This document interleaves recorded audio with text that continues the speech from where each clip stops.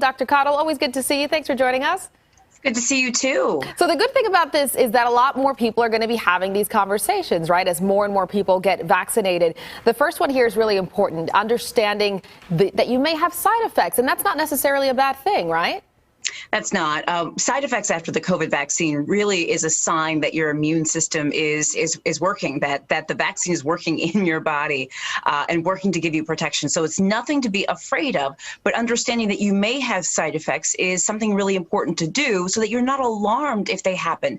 I should also say, if you don't get side effects, don't worry. It doesn't mean the vaccine is not working, but just understanding that may happen, that you may get side effects is super important. I'm curious, Dr. Caudle, at what point, I know this is extremely rare, but at what point should you go to the doctor and get checked out concerning side effects?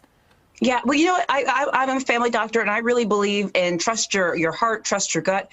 If you're concerned about anything, you should get an answer to it. You should reach out to your doctor, whether that's by phone or telemedicine or going in for an appointment.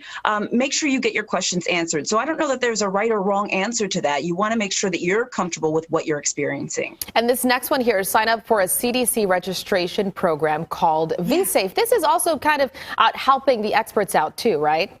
Absolutely. The VSafe program, it's something I did. I signed up for. I got my parents to do after we all got our vaccines. It's a program by the CDC, which really is kind of cool. It literally, the program checks in with you every day after your vaccine to see how are you doing, what kind of side effects are you having. It not only gives you a chance to sort of to share what's going on, but it also gives the CDC a chance to collect data so that we can understand more about this. Also within the program, it can be set up to send you alerts for your second vaccine and things like that. But I do recommend just Google CDC VSafe program and make sure you sign up for that.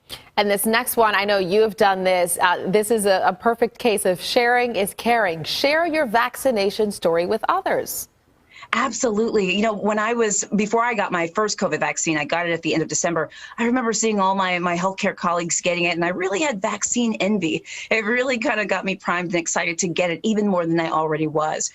Sharing your vaccine story with other people, sharing the fact that you're getting the vaccine, that you got it, inspires and motivates other people. It is very important that we see others get it. So share your story. I actually started a Facebook group called I Got the COVID Vaccine on Facebook just for that reason, to give people, the public, a chance to share their vaccination stories to encourage other people. While we're talking about this, is there anything that you shouldn't share? I know there have been some warnings about maybe a card, your vaccine card, that you shouldn't be posting online, right? That's right. There have been really important reports coming out about not sharing your vaccine card information. That is very, very important. I would also say just remember the rules of social media in general, right? You want to be careful and thoughtful about what you're sharing. You don't want to share information that is too personal or sort of gives away details that may put you in a vulnerable position. So that always applies even in this situation. This next one, continue following guidelines. Some people think maybe you're free to do whatever you want after you get vaccinated. That's not the case? It's not quite the case. We're not quite there yet, although we are moving closer to the time when we can rip off those masks and run around the country. But we are not quite there. We still need to mask up when we're in public. We need to follow social distancing measures, hand sanitizing, washing hands, things like that. We still need to be thoughtful about this for many reasons, including the fact that not everyone's vaccinated, et cetera. There's a multitude of those reasons why.